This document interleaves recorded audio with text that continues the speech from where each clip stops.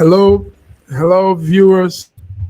Hello, Raji, Fiona. Can you both hear me? We're having I can slight hear you clearly. glitch problem here. I don't know. I can hear you. Yes, I'm sorry. There's this glitch. I think it's coming from the network provider. Fiona, can you hear us? Can you hear me? Yes, I can, Mr. Mac. Very good. You're loud too, Very and clear. Raji's loud. Okay, you're welcome. Viewers, this is it. Monday, usual program Between the Lines, and we're here this 12th day of August 2024. It's good to see you, Raji. How are you? I'm very fine, thank you. Nice. And Fiona, how is UK? We know Fine. everything has subsided now. You don't have Yes. that. Mhm. Good. Good evening, everybody. Good evening, Saraji. Good evening, Massive Mac. Yeah, everything is calm. We're kind of just, yeah. We're just, And you look it too. You look calm. You know? I don't feel it, but I'll take it. Nice. So you guys are welcome. Gentlemen, lady, it's been real hot these days. And hot occurrences too. The weather is hot, situations around is hot, but we're here to decipher all those hotness and put it into perspective. Let's start with some follow-up news. Fiona, I don't know if you are following this. The story of the former Miss SA contestant Chidimma, Adetshina, and the withdrawal and everything surrounding her story. Do you guys have that story, Fiona? Were you following all of that? Okay, the controversy is that the 23-year-old model, Nigerian, half Mozambique, had to pull out of the Miss South African pageant because they said there was this heated debate on her eligibility as to her nationality, where she really comes from, her mother, her father, and all that story. So, but what she just did was get out of the thing so that people can have their peace. The South Africans were almost tearing themselves apart because of it. It's a sad story, but that was what was happening to Chidimma, Adetshina. That's her there in your screen. So she had to pull out. Fiona, is there anything you know about? Yeah. So I mean, I'm not. I'm not. How will I say? I'm not very invested in the story in terms of what's happened, but I know the general story.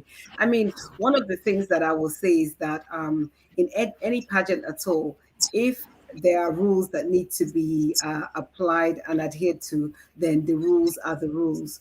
What will be very unfair is if they're applying rules to one person that they're not applying to everybody, every other contestant. So I think historically, we can now look at it historically and say that the South African Nigerian battle. The lines have been drawn for a while, and there's this constant back and forth that goes between Nigerians in South Africa, how South Africans feel about Nigerians. It goes on and on. It would be very sad if this girl's career in the pageantry world has been affected in this kind of way. However, I do notice that there's a pageant that's running in Nigeria, and she has been invited to come and contest. So I think one of the things that I heard was that there was a controversy surrounding her mother's heritage. So I think that's what I picked up and everything. So I mean, for me, my own is, if everybody is being vetted with the same rules, then 100% the rules are the rules. If they are applying a different set of rules to her, then obviously, but there's so much talk about bias, blackism, so many different, apartheid, so many different things are being thrown into the pot. So, so that's just my own take on it. Yes, beautiful take. But before we go on, let's welcome George Chuku from Toronto, Canada. George, you're welcome. Between the Lines. Okay. Olayin Raji and Fiona. Okay. Thank you. Can you hear me? We can now. Clearly. Clearly. Oh, beautiful, beautiful. Well, it's good to be here and welcome the viewers from around the world. You know, Thank thank you, you. George. Hello, George, before you came in, we were breaking it down. It's past anyway, but we bring back, you know, stories that made up some headlines during the weekend. So it's the South African girl, the Chidimma Adetshina 23-year-old model. And Fiona just gave a new surprising turn of events. She's been invited to Miss Universe Nigeria, and that's an invitation to participate in that pageant. So, Raji, do you follow the fashion Yes, news, yes, entertainment news? yes, I do follow, and I agree Okay, with Fiona. And it's a good thing that she has decided to withdraw, and then to put to bed all the controversies, the aggravation, all the hot air that was going around. So I agree with okay. her that she should withdraw. Yes.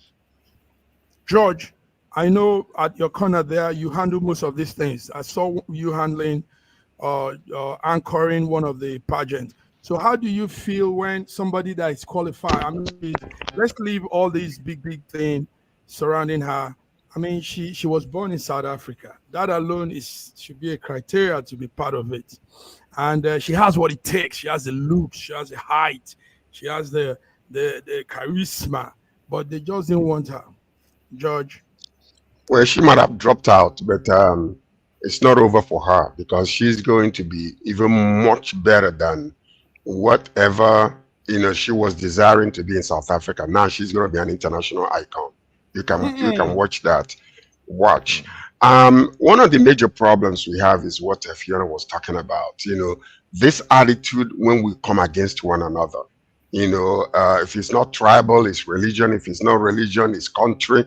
All those type of nonsense that happens. And a lot of these countries that are doing these things, it is just nothing but jealousy over Nigeria. I'm telling you. Because if this girl was from Ghana, they would not say anything. If she was from another part of the world, they might have allowed her to run. But because Nigeria is mentioned, all of a sudden it became a bigger issue than what it's supposed to be. Now a white girl won the pageant. They didn't argue about that. As long as it's somebody they feel like is superior to them, they will not say anything. So, another color. But anyway, Chidimma is going to go places. And frankly speaking, I think we should reach out to her and see if we can interview her. Yes. How do you know, George? That's what we're trying to do, because the husband, somehow the husband, we're trying to see if we can walk through the husband to get her. But So she's married to her. yeah, she's married to somebody, if a guy that we could walk behind to see if she comes to talk.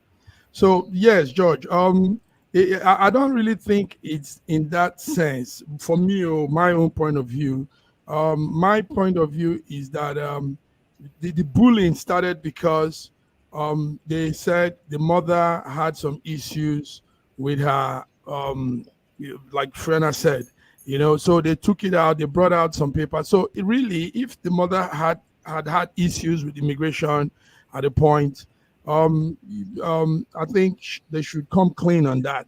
That's what I feel. But they took it way beyond, saying going beyond, and but it's not really about the country. It's not about who she represents, but the fact that there was a comma like Nigeria. Let me tell you this. Obasanjo will say, let me tell you something, Wolf. Listen to this. If it is not because of where she's from, Nigeria is mentioned, they will not make such a big deal out of it. I am telling you, the problem we have is that we are being used as pawns against one another in Africa. Think about it. You can travel from here. I'm coming to Europe. I'm coming to London this coming week. And I can travel from London to come and see you. Easy. All I need is just passing through. I can go from there to Paris. I can go from there to any part of that Schengen European country. No problem. But they want to make sure that Africans do not have that easy access from one country to another, because they already know that if that is the case, we can begin to trade with one another. We can begin to, negotiate and come together as a unit, just like a lot of continents are doing. But they're not allowing that because there is an external influence within us to make it so difficult for us to collaborate together. That is one of the major problems we have in Africa. So until we wake up and stop that external influence that is stagnating us and holding us back, it will never work. Look at what they did to Gaddafi. Where is Libya today? After Gaddafi was killed, where is Libya today? Where is Iraq today? Where are they? The countries are so dilapidated and so messed up, but they went ahead and killed the individuals who was holding peace and prosperity within those areas. So this is what we're doing, what we're sensing from these external bodies. So, and this is one of the problems that happen in that South Africa. Okay. Anyway, the good news, like Fiona said, is and you have also attested to that, George. They are offering her a greater opportunity to represent Nigeria in the international stage, and I can bet you this girl will get it. Already, this whole thing has made her become an icon. Oh yes. So, guys, thank you. Fiona, is there anything you want to say? Let's move on. She's pretty. Yeah. No. I mean, if she's good enough, I mean, then she I'm sure she would do. Regardless, I think she would do well anyway. And Nigerians, we don't do things by halves anyway. If we go hard and we go home. So I'm not really. I think she would do extremely well. So and Nigerians, we love to get behind people like this. So I think she will have everybody's support. So thank you. Yes. All right, guys. Best of luck to her. Guys, behind me here is Paris, where they just concluded Olympics. Yesterday was the closing ceremony. A lot of things were flashing through. We saw all kinds of acrobats. There's an actor called Tom Cruise. Tom Cruise came with some crazy things he was doing on the rope, with the bike and some crazy stunts. Anyway, the discussion here now is Olympics. How did you all see it? How was it for you? Yes, Fiona, go ahead. The Olympics is always a nice time for countries to come out and show their sporting prowess. It's fantastic. It's lovely. Disappointing yet again that Nigeria was not able to really come away with any medal. Though Nigerians or people of Nigerian descent are, featuring, in the Olympics and everything, it's unfortunate that we as a country, green, white, green, have not been able to take away, anything. And I'm hoping that, I don't think this is the first time this has happened. I'm hoping that the next 4 years will be a time for our sports minister and everybody in that field to actually start to drill down to the talents that we really have in Nigeria. As I said before, Nigeria is an amazing, I always say Nigeria is an amazing country. If everything is just to be harnessed properly, I can't imagine the budget that went into taking everybody out there and everything. If the sportsmen and women can be seeing this money and it can be used to really help them and develop their sporting abilities, I think we should be able to have an improvement. So disappointing, but congratulations to all the other medal winners. It's a fantastic outing, even though the beginning ceremony was a bit controversial. We're glad it all went peacefully without any incidents as such. Nice, Fiona, good one. Fiona, somebody had an editorial, an op-ed in a prominent magazine here in Europe, African magazine. A man called Kenneth Gandhi did a strong editorial on the front cover, and he said, "Kudos to the contingents, the athletes," but he says, "Shame to the federal government and the Ministry of Sports." So, George, we talk about sports administration. Nigeria is zero, and it now reflected in this whole game. A young lady that was to ride bike, the bike event, had to borrow bike from Germany. George, from, tell and I us. can guarantee you, that bag they gave her might not be the very best to make her win. It is Chai. so sad, very, very sad that it's happening this way, and it is very, very unfortunate.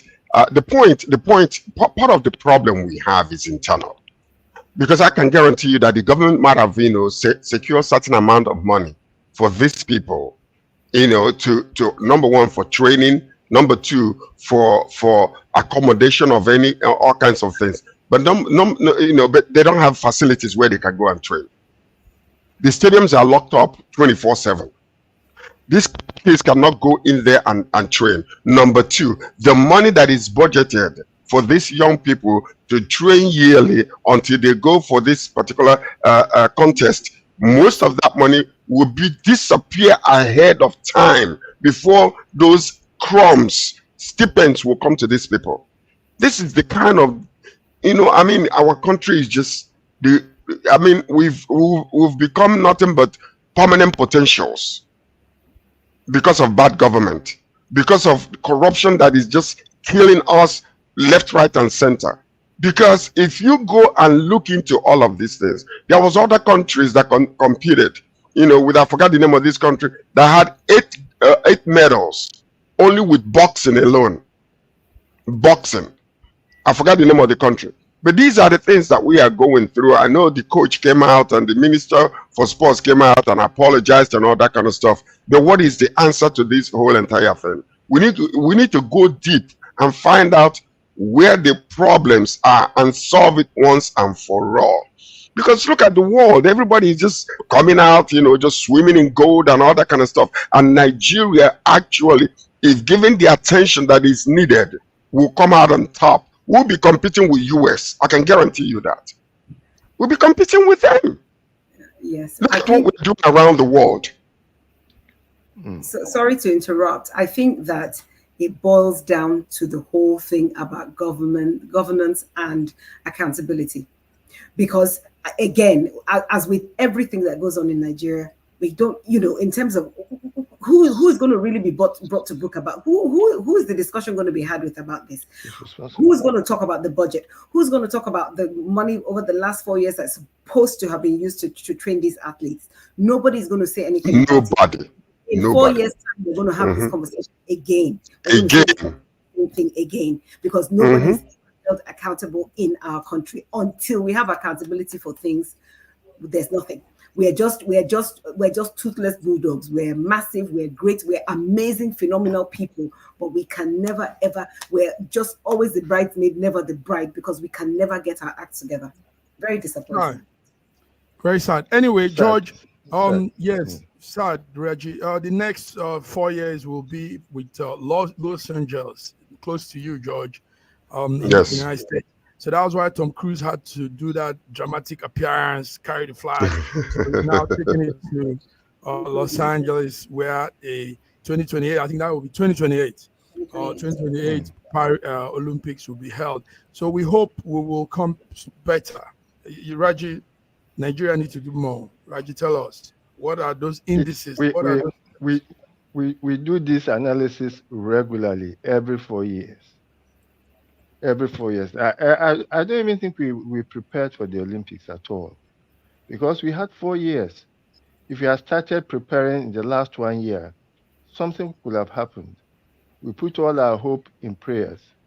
And I'm happy to say that I'm happy when I saw a cartoon that showed that even though Nigeria didn't win any gold, we did the closing prayers for the Olympics. What can I say? That was a joke. But I said something to that cartoon. I said it's an honor also to do the closing prayer. Because that's what we're known for doing, though. Prayers. Not bad for closing. We're known for praying, but not doing anything else, just to pray. Yes. We're all corrupt, but it's we're time. known for praying.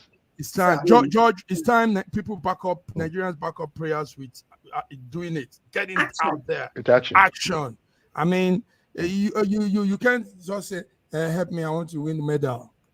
What? You? Father, help me out. George, tell us from that angle. What do you say? Prayers Well, and prayers are good, but also, God answers you know, prayers, yes. he does answer prayers. But when it comes to contest with one another, these people are praying, that people are praying. If you're Everyone praying is to the praying. same God, who will God side? That's the major issue there. So, when it man that is comes to not things like prepared. this, You will side the man that is not prepared and that is I praying. think Yes. I think Mhm. one of the things that came to light during the Olympics, actually, I was having a discussion with somebody and they were talking about the medals that the UK was winning. And they said, oh, if you notice, when it comes to rowing and etc., the, England wins, they apparently they pour a lot of money into that because they know that that's where they can secure medals. Perhaps Nigeria needs to have that kind of approach that, okay, listen, we might not be great rowers, we might not be great swimmers or whatever, but let's focus on what we know we can do and do it exceptionally well. That could be another way, at least get us onto the. So I mean, let's see what happens over the next 4 years. So that's just my own little bit of So. but Wow, the saddest part of this whole entire thing. this has to be sent to them. This has to go to local committee in Nigeria. Focus on something you can do and let's do it well. And one thing they can do is the wrestling. The wrestling, the Wrestling and boxing. Wrestling and boxing. We could just put our eyes on those events and Training see the how. talent. Look at places like Ethiopia, Kenya, and they specialize in long, running, long distance running, and this especially like Jamaica also does the same. So even Jamaica does the same thing because they know that this is where they are, this is what they specialize in, and they center in those areas.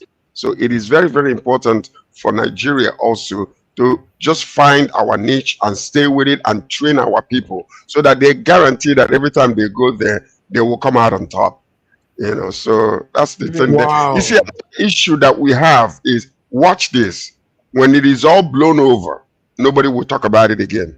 Anymore, no. That's it. Until 4 Like years, Raji said. we begin it.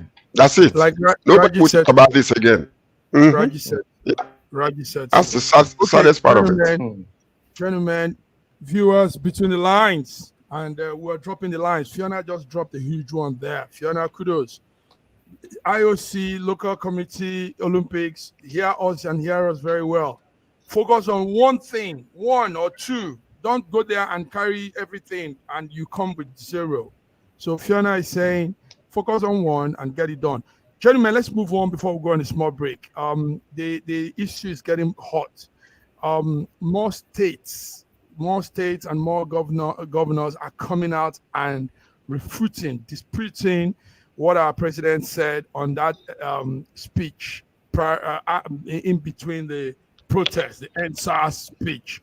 He said there's a disbursement that has been given out to all state governors, 573 billion naira, Now, our man used that as a front. George, you're the one that gets angry when you hear things like this. He used that at the front. Now governors are coming out. The first governor that came out was it was Nasarawa governor Abdullahi Sule. He said, no, that money, that 57 billion was a grant from the World Bank and it was a loan. He said it was a loan. It was even a loan, not even a grant. And our president said it was a grant. And he said it was coming from the federal government to them. Do you people understand this whole story? George, tell us. Then Sheyi Makinde of Oyo State blew the whistle too, very loud. Said, no money. Government didn't give us any money. It's World Bank and it's a loan. Guys, can you see what's going on? It is so sad. It is so. Sometimes, when we continue to, we say the same thing again and again. We think the same way, we believe the same thing, and we say the same thing, and we expect a different result. It's not going to happen. Part of the problem here is deception. It's really, really clear and outright deception. Whether it's because of ignorance, I don't know. But for the federal government to come out and even the president of a country to come out and do not understand what is being given, what the money is for, how the money is being disbursed, and where it's coming from, where it's going. This is such a despicable demonstration of stupidity, if you ask me. Now, what angers me about this whole thing, let's just say that it was actually a mistake. Let's just say that it was a mistake, that whoever wrote the thing for the president wrote it wrongly. Now, one of the people in charge came out and now started talking nonsense. I forgot the name of the individual. I was just looking it up right now. That is, we should not be worried about, what kind of loan it is, that we just should be happy that money is being given. What kind of mentality? Why is Tinubu's government always on defense? Why can't they just one time say something, stand by it? Because right now you're talking about governors who are coming out, to say, well, this is not, we did not receive any money. It's only about 3 states that receive, or 4 states that receive this money so far. But the ones that actually received it, it was actually stated the kind of money it is. It's not a grant, it's just a loan from the federal bank, concerning the COVID-19 that happened a few years ago for states and countries, to actually use it to fuel their economy. So, and then it's just, they're always on the defensive, ready to insult at any minute whoever comes against them. This is so sad. These people do they not understand that they are servants? What does ministry mean? Ministry is servanthood from top to bottom. Do you think they are, but they are not? George is really serious. Raji, let's hear. It's very, very serious. Yeah, very. Abia and Oshun says they didn't even see anything. Go ahead, Raji. I just want to let George know that the government knows what it's doing. The government knows what it's doing. I've said it so many times that you have a gangster government, and deception is their way of life. And what they do is to throw in something for the people to be fighting over. Meanwhile, they'll be doing whatever they like behind the scene. Exactly. The protest that happened could have been prevented, but the government is making sure that it provides it an opportunity to be able to do whatever it wants to do, while the people are still bickering over it as pure distraction. Simple. We have a gangster in government. It's very, very sad. And please, George, don't think that they are servants. They came in, they didn't come in as servants. Whatever interpretation you are putting to minister or whatever, it is your own interpretation. They came in as overlords. Okay. So that's why they can spend as they like. Fiona, let's hear Yes. from our lady. Yes. Yes. Go ahead. So I agree that they are supposed to be servants, but I think they've come in to self-serve. So they've come in to serve themselves, not to serve anybody else. Oh. This takes us back to the age-old question of accountability. And again, all this big amount of money, we're going to talk about it for a while, and then everyone is going to go quiet, and we're not going to know what happened to the money. No, the governors that say we didn't see it, they won't see it, and nothing will happen. I remember when this whole thing started and everything, it was kind of released while the protesting was going on. I think Saraji mentioned it at the time that nobody's talking about this money. Why is nobody talking about this money? Because it was a big smoke screen to do what they were going to do quickly and everything. Now we've got some governors saying, oh, they haven't seen the money and everything. And that's what will happen as our normal way. They will see the money, we'll talk about it for a while, then the next thing will come, and that's what we're going to talk about. Until we have a way to hold people accountable, we are going to be going round and round in the same circle. We can talk about Nigeria till tomorrow. We're still going to be talking the same thing. Nobody Everything. But you see, when you continue to talk to the government and the government refuses, they just keep on reacting, no response of any kind. What now happens? This is the voice of the people. When they are not heard, protest becomes a way to sound an alarm on them. But now they come against you and demonize the protest and all those type of things. But we keep on talking and talking. Nobody's listening. Tomorrow, now, when somebody rises up and takes a gun and chases away everybody to take over, we start blaming them. Well, absolutely, because if we look at the protests that we've had the NSAS, we've had this last one that was kind of a protest, not quite a protest because it didn't kind of garner the whole national interest.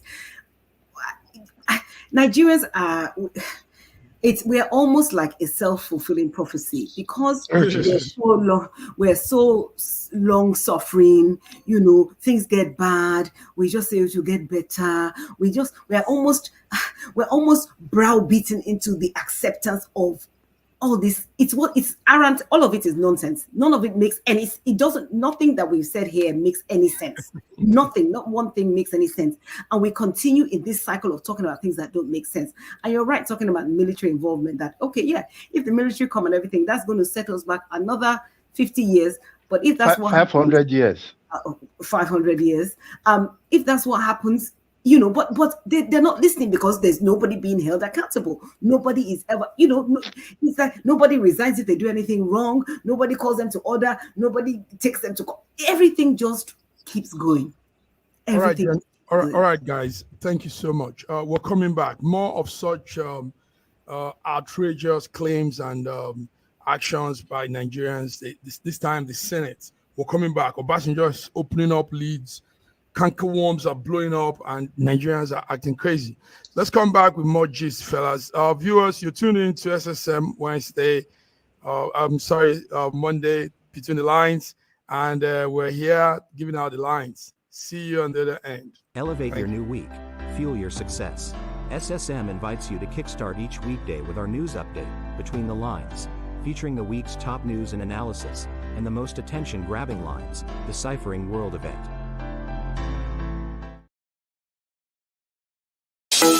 In a world where news flies around every minute, you need the ability to relate and connect with what matters and stay up to date.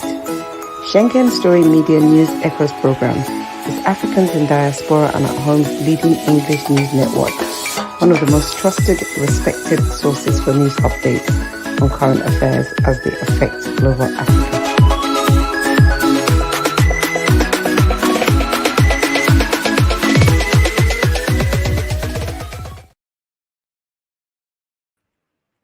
Yes, welcome back. Welcome back. Between the Lines, 12th August 2024. My co-hosts and partners, coordinators are there. Good. George, more of such things like we just said. Yesterday, the former president of Nigeria, Olusegun Obasanjo, was blowing up so much. He was saying, all different kinds of stories flying around.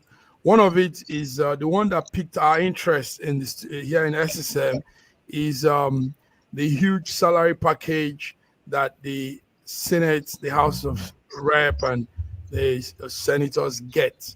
And this is according to his words. He said, those package they get is neither constitutional and it's not moral. So what our senators do is when they come into that space, they arrange their salary for themselves. It's not a constitutional thing. The Senate president might just say, "Oh boy, Mona, they pay me 3 million now," you know. Oh boy, you know. So nothing is done constitutionally. His vice might say, "I get problem past you. Mona, they give me 4 million now," you know. And this is our money. That's supposed to be our law-making chamber. And this is what's happening. So, George, what do you think? Did you hear the speech of Obasanjo? Did you see him? Yes, I did. Yes, I did. And I want you to pay attention to what is going to happen in the next few days, because they're going to come back again and begin to attack him. Rather than listening to elderly statesmen's advice about how the welfare of the country can increase and get better, they will go into an attack mode, because that's what they do. Because if you're trying to answer a question without even knowing you're trying to answer a question without knowing what the questions are. And the worst kind of ignorance is people that don't know and they don't know that they don't know. And this is what these people, like what Ola Nkeraju was saying, they consider themselves overlords. And that a position of overlord makes them to do whatever they want to do, whenever they want to do it, however they want to do it, and then get away with it. Like what Fiona said, no accountability of any kind. But you know what? This can only go so far. It can only go so far. Because in these modern days where the technology is so, it's still increasing and all kinds of things are happening, we will come to a point where we will crash land if we are not careful in that country. This man came out and he was just clearly telling us exactly what he's been there, done that. He's considered the father of democracy in Africa. And that's the kind of respect that he has. So for him to come out and begin to talk about these things, these young people that are still there in the government, including the president, they better listen. They better listen. Because there is a point where we will reach. It will be nothing but a crash landing incident that will take place. People are there. When you just saw the protests that took place, how they were demonized and everything that took place, and then like what Fiona says, self-fulfilling prophecy. Everything they said, they kept on saying it until it did happen. It's very, very possible that if there was no demonization of this particular protest, it would have happened. They listened and their response would have taken place. But they're not going to do that because they consider themselves overlords. But a time will come. You can watch what I'm telling you. A time will come. Like Obasanjo said, we are just like sitting on a gunpowder that is about to explode, a ticking time bomb. If these people do not listen, something will happen to that country whereby the regular people will take over, and it will be very difficult for things to change. It will take us back another 30 years. Thank you, George. The problem is catastrophic kind of government where we elect people because maybe they have money or they have clout or whatever the case. We can put responsible, intelligent people that know how to govern efficiently and effectively to govern us. And it's a cost. It's very sad. Thank you, George. I love my country. That's it, George. That's it. You said it so well. So anyway, yes, George, this morning, the lawmakers have come out to refute what he said. They're now calling it an allegation. And they said the former president should bring evidence of his claim. Fiona, before I come to Raji, Fiona, this is where we find ourselves. Like I only said, it would be like this. The Senate man will say, oh boy, me, I get problem. You're going to give me 4 million. No. Then the other man will say, no. You don't be governor one time. So me, I have more problem. As funny as it sounds, that's what it is. That's what they said they were doing. But it boils down to the fact that there is no accountability. Everybody's alone to themselves. They go into posts, they propose a salary. It's agreed amongst it's like a cabal that's operating. They agree, they agree amounts, and they agree crazy expenses, and everybody's okay, and they just keep it moving. They don't do anything for for anybody in their community, within their communities. They don't do anything for any of the voters. They don't do anything for the electorate. They are just there to self-serve. And absolutely, I agree with what Sir George said, that actually what is happening now is it is a ticking time bomb. I know that's what Chief Olusegun Obasanjo said, that we are actually sitting on what is a ticking time bomb, and the result of this is actually going to be anarchy. And it's one thing for there to be anarchy where there are 40 million people, 50 million people. We're a nation of over 200 million people. If there's anarchy in that country, it is not going to be good. It's going to be a very, very difficult situation. Even to get it back under control is going to be hard. So the government needs to start listening. We need to start listening. Raji, they refuted the president's claim. But do you think the former president was just blabbing? I mean, he has insiders. He has people in every corner, and he got the information. See, I give it to Obasanjo that sometimes, as far as I've known him, even when he is in government, he comes out like a complainant. And we have to ask, look, Baba, you are in charge. Why don't you do something about it? It has been consistent with him. Now, it also has been consistent with him that he likes to criticize people because they are not doing the way he's doing it. The problem we have in the National Assembly today probably started with him allowing them to sell off the apple quarters so that those who were resident in those apple quarters were given the chance to buy it. They were the legislative quarters. And that was what it was supposed to be. But then he sold them off. So now the legislators come in and they now give themselves humongous amount for accommodation, for furniture allowance, for so, you know, how they are able to even decide their own emolument is surprising to me, because the executive emolument is decided by the revenue. Yes, the judiciary is decided by the revenue, but they decide their own emoluments, and therefore they can give to the Senate President 4 billion naira for their constituency, whatever. You know, it is. They are spending money as if it's going out of fashion. They are spending money as if we have so much money, rather than for us to now sit down and live within our means. We are living on borrowed money, even to pay salaries, and we are spending like crazy. Every time, as the protest was going on, the government was negotiating a $500 million loan as the protests were going on. You know, so many things, and then ways and means, or whatever they call it, by which the government can borrow money from the central bank and spend it as it is, and probably print currency to cover it up, had gone up to more than 12 trillion. 12 trillion, which is more or less like half the budget of the country. I don't know what's happening. The Nigeria seems to be a very vicious crime scene, and the criminals are in charge. But George, you hear Raji. Raji is coming from a different angle now. Raji is making us know the root cause of some of these things. During Obasanjo's tenure, he allowed some excesses from that quarter, that's angle of leadership. That Apple house selling, yes, those residential home sales, that was the wrong move. Me too. I said that at that time. George, what do you, Roger just well, said? it could have been a wrong move. Obasanjo is not perfect, but he's an elderly statesman, and he loves our country. So even if he made a mistake then,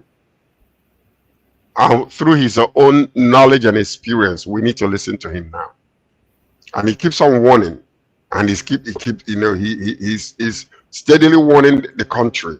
Be careful. Listen to the people that you're governing. If you don't listen to them, you see what's happening right now is, I keep on saying this, when you continue to listen to these young people who feel like that they have it all in their head, whether they know it or not, eventually, because their idea of government is not the real thing, is pseudo, it's not real.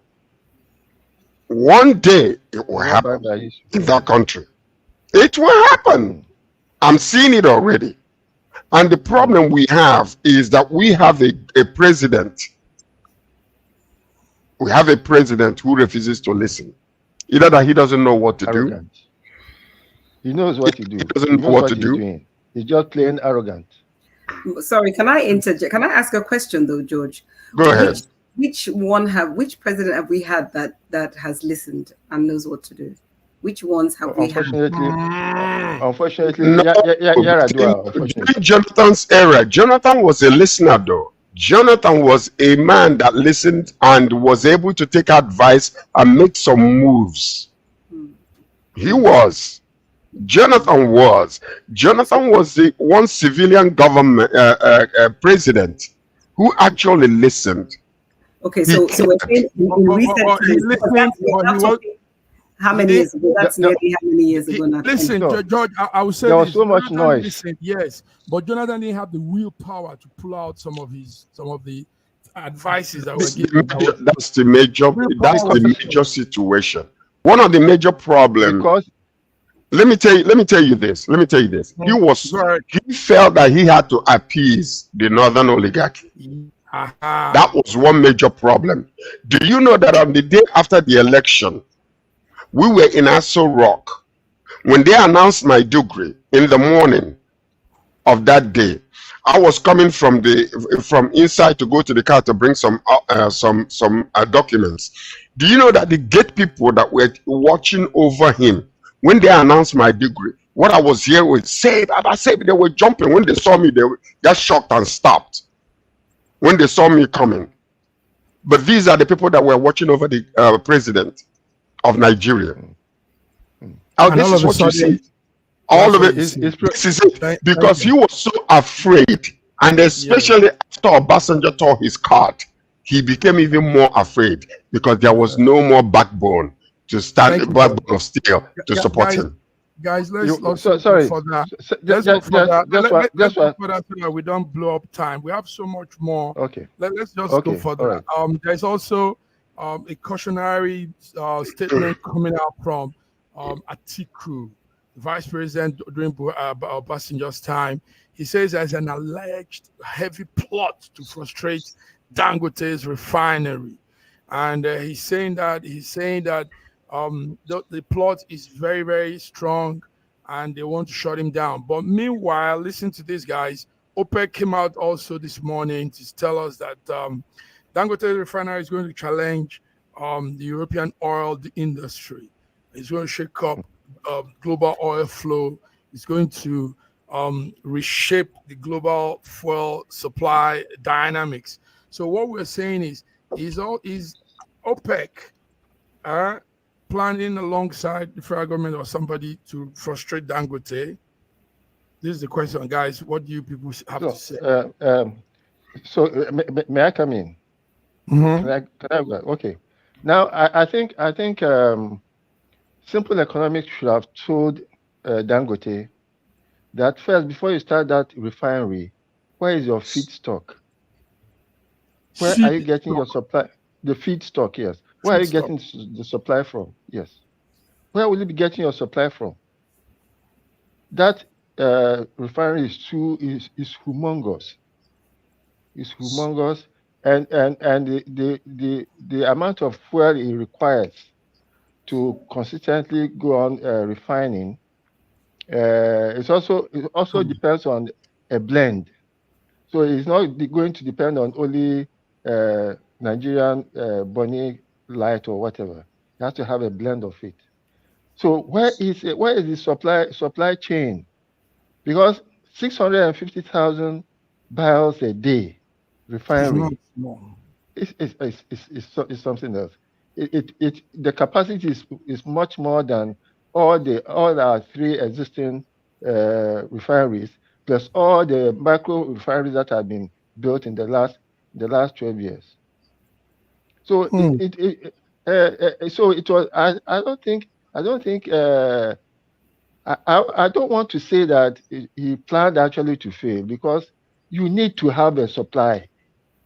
You have a constant supply of feedstock. Yes. And the first feedstock, your feedstock to start all these things will not be less than 5 times your daily capacity. Where is he going to get it from?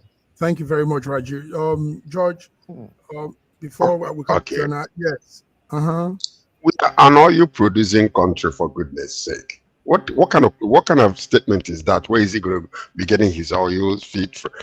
What is that? What is that?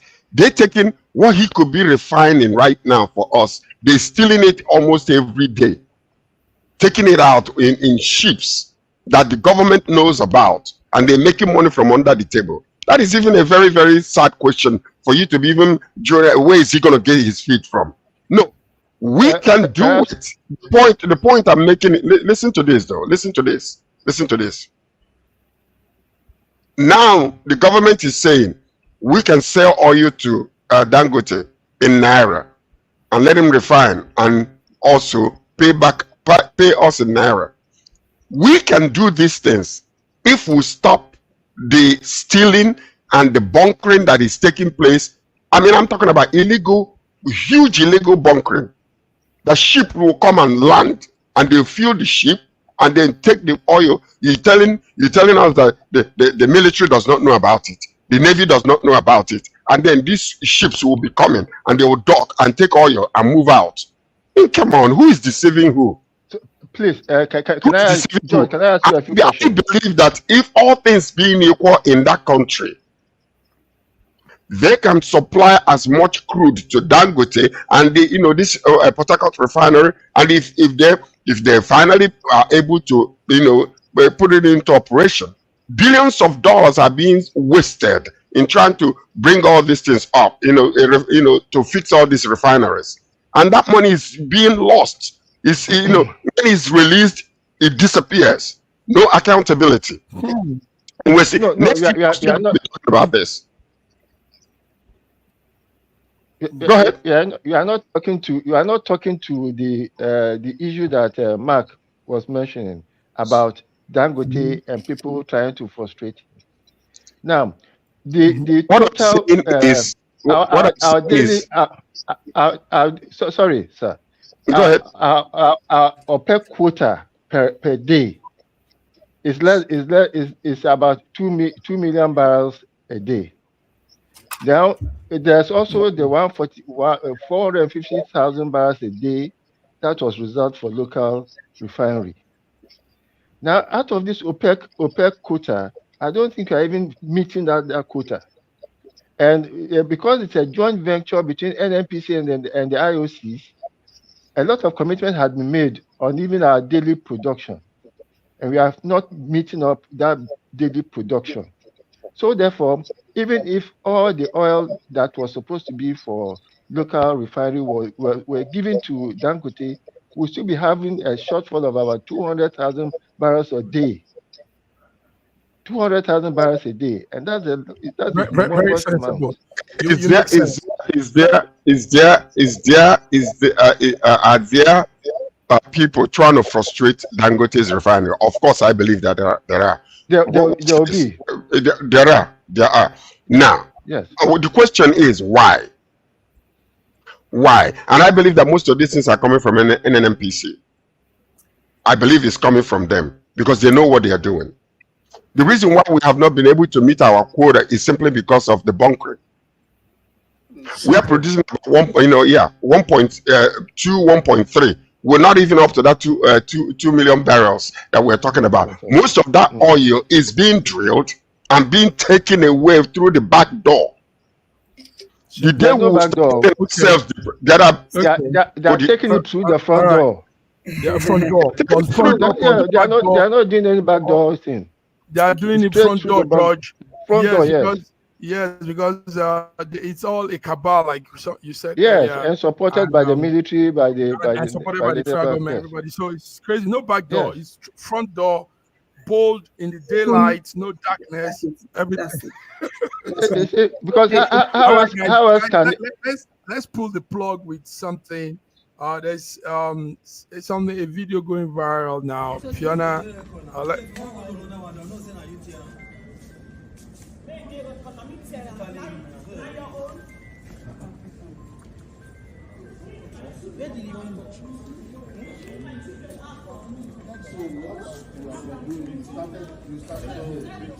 just comments. Let's go. Comments. If you want to sleep there, you sleep there. Come and go. This is Nigeria.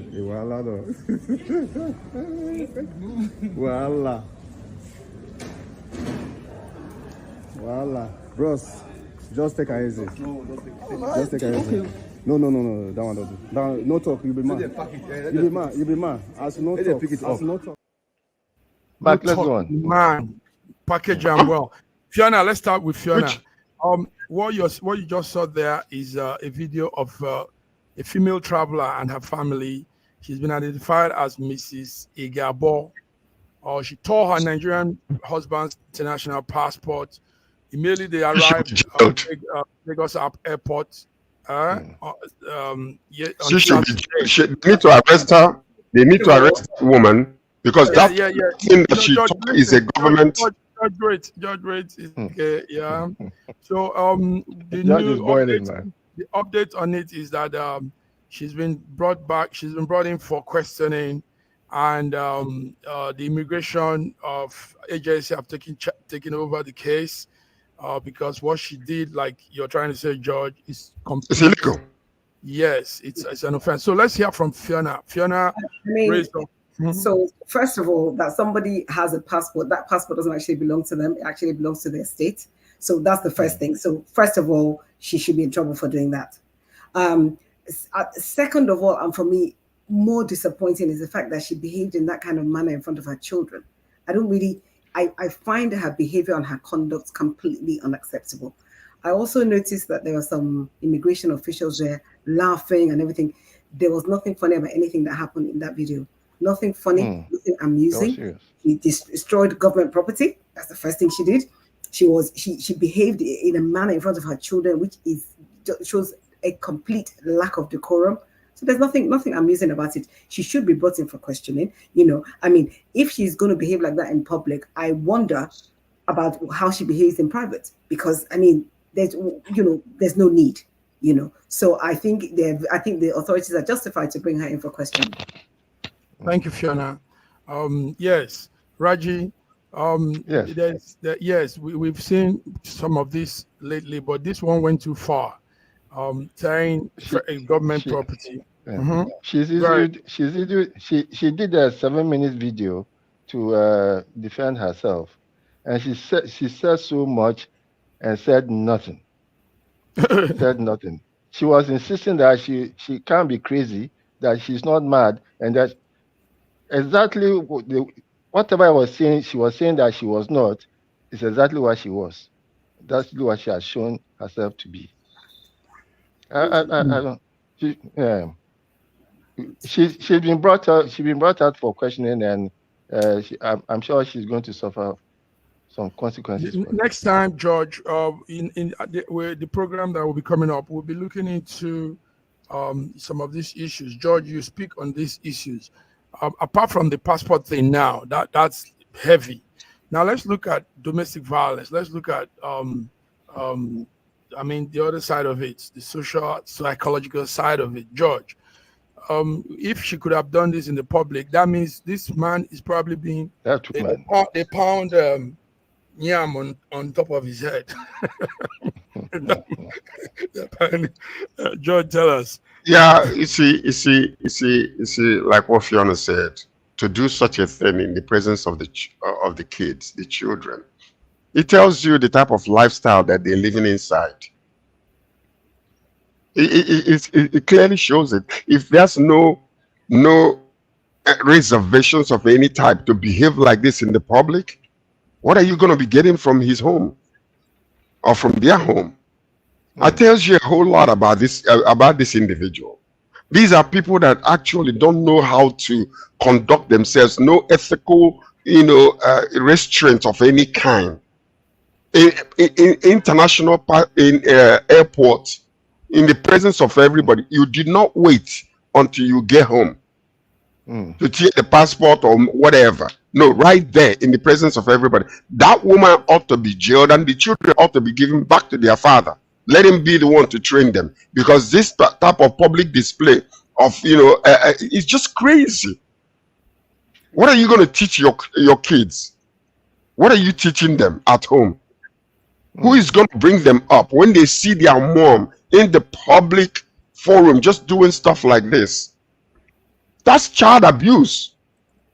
That is pure child abuse, and this thing will leave scars in the psychology of these young people. Absolutely. Yes, they're going to grow up, because to them it's like, if mom can behave like this outside, oh, I can behave like that too. Oh, my mom is It's crazy. That's really, really sad. I think very sad. I think that there's a big conversation to be had, because a lot of the times when we talk about abusive situations, we're talking about men on women, but I think the reverse. I think it probably happens much more than we realize. 60% more, yes. And I think that is a conversation that it needs to happen. I mean, I know that it's not an easy thing because of the way people react to it. I say, but now woman, all those sort of things. But actually, this is a great pivot into that conversation, because what she did there, on every, no matter what it is that's happening, on every level, she was wrong. So now just a point by women. You know, women are so mischievous, are so wise, that even before you start this conversation, they'll say, no, woman, how can you be beating a woman? So that by the time you even start to talk, it's they already will let the man feel. Yes, I know it's going to be a big thing for egos and everything else. So it's not going to be an easy thing at all, you know. So, but I think that there's a big space for it, to be honest. Thank you very much. It's good they all said with one voice that we condemn this. Now we should also tell Nigerians in diaspora, Africans outside, you don't do anything to your country's passport, your host passports are for states, like you said. It's a government property. You don't. It's the state property. No, but you don't do that. You know, she's ignorant. She didn't know that what she did is a strong felony. You know, she's wicked. I think it's one paper. So she's just wicked. Nigerians in diaspora, hear this now. Don't do that to Nigerian property. You don't tear passports, documents, wherever country you are, permit of stay, passports, all whatever it is. You can't do that. And if you're taking up, don't say, the people are racist or the people are doing this. No, it's wrong. You don't do that. So all these women in abroad, Nigerian women that don't understand these things, know this today. That property you have with you is a state property. You don't tear it. You don't mess it up. Yes. So, gentlemen, thank you very much. We're coming back on Wednesday. More stories, more news, more updates, more insights, and nobody does it better than these guys here. Viewers, you've been tuned to Mondays Between the Lines. George from Toronto, Canada, Olayinka Raji from Lagos, Nigeria, and Fiona Akano, the only lady today from London, UK. Thank you guys for coming. Thank you so much. Have a good day. Thank you. Have a beautiful around the world. Bye-bye.